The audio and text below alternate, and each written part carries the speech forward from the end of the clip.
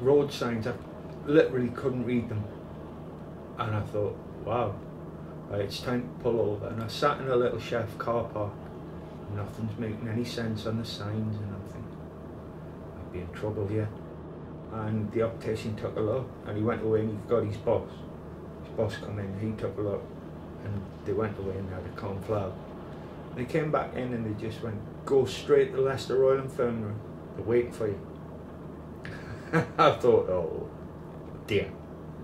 You know, I'm really in trouble here.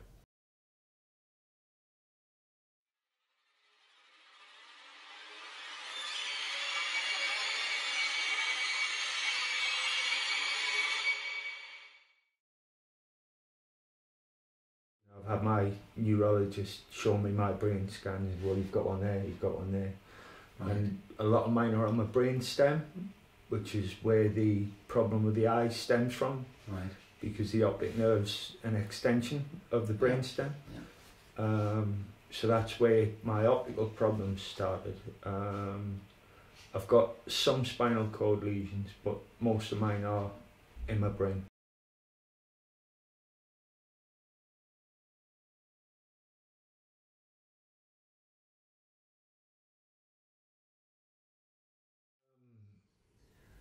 I'm a tenth of the man I used to be.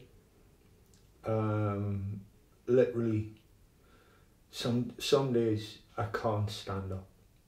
And I mean, I just haven't got any arms, any legs, can't get to my feet. And those days, that's when it hits me, when it frightens the living daylights out of me. And it never used to. I didn't used to be scared of it. I kind of took it in my stride, and you know, everybody's going, oh, you're dealing with it really well, and don't you look well, and you don't look ill. And no, I don't look ill, unless you know what you're looking for. And there's little things that some people will probably, watching this, be able to notice, and others are just, you know, it will pass them by. My balance is just atrocious. Stairs are my kryptonite, because the amount of times I've fallen down the stairs. My swallow is delayed, which is swallowing's a reflex. I didn't know this until this happened to me. You know, I can't get food back far enough to trigger my swallow before I'm going to inhale it. And I frequently do inhale food. I choke quite frequently. Eating alone can be Russian roulette. It's, you know, I could be eating anything. Could be a crisp. I choked on a baked bean not long ago. A single one.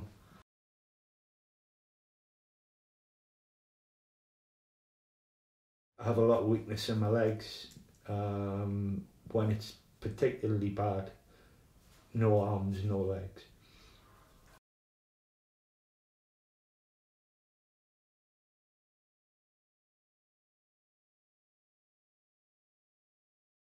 It's killing me, if the truth be known. It's having a marked effect. You know, I can't join in with, you know, they go, let's go and have a look at Durham Cathedral. I can't stay on my feet that long. You know, I can't walk that far. You know, and, well, why didn't you get a wheelchair? Well, why wouldn't you do one? I don't want a wheelchair, you know what I mean? And it's that stubbornness that's in me. It took me years to accept the stick. And I don't want to drop into a wheelchair. I want to be able to walk down the street.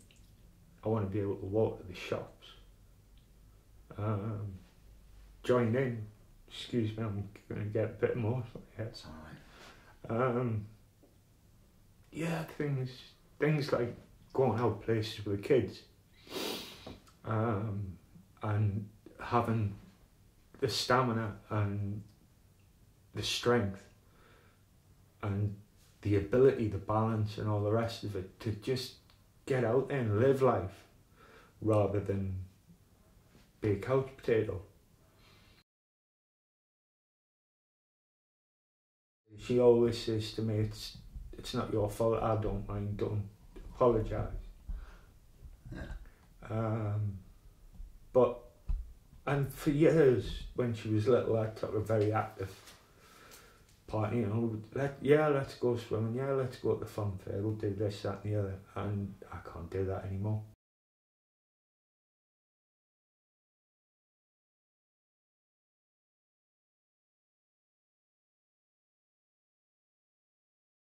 They use your own stem cells, so they harvest them before they give you aggressive chemotherapy, and that wipes out your immune system. You don't have one, and then they transplant your stem cells back in, and within about 3 weeks they migrate to the bone marrow, so they end up in the big bones in your femur, and that resets your immune system.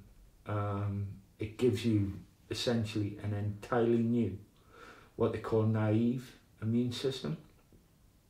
So you don't have MS anymore.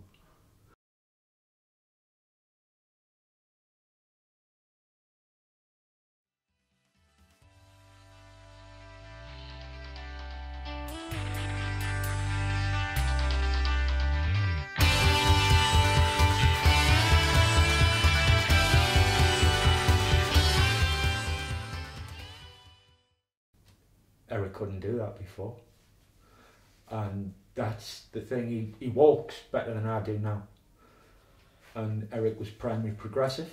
They're not saying they can reverse the damage, but what they're saying is they can stop the disease, and that's the holy grail.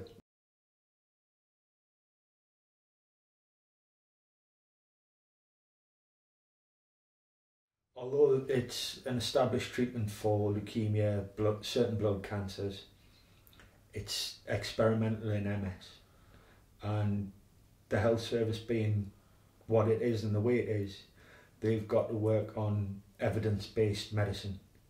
They can't be seen to spend public funds of that magnitude on something that might not work.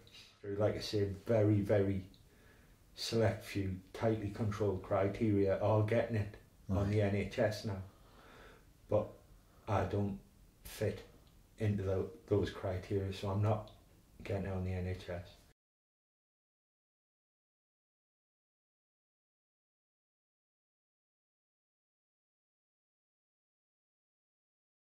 They do a Macmillan coffee morning every year, and this year they decided to do it for me. Here we go. And they pulled in £1,900 in a day. I was on cloud nine, still am. Doesn't look like it, but I am. You know, and the online fundraiser stands at 2,800 now. I'm just blown away, really, honestly. You don't know how much people think until your back's to the wall, and they come out and they do that for you, and it's just amazing. What a feeling. And the thing is, that's Boldon. They do care, you know. You've got more friends than you think, and you know, like you say, I'm more than 10% of the way there.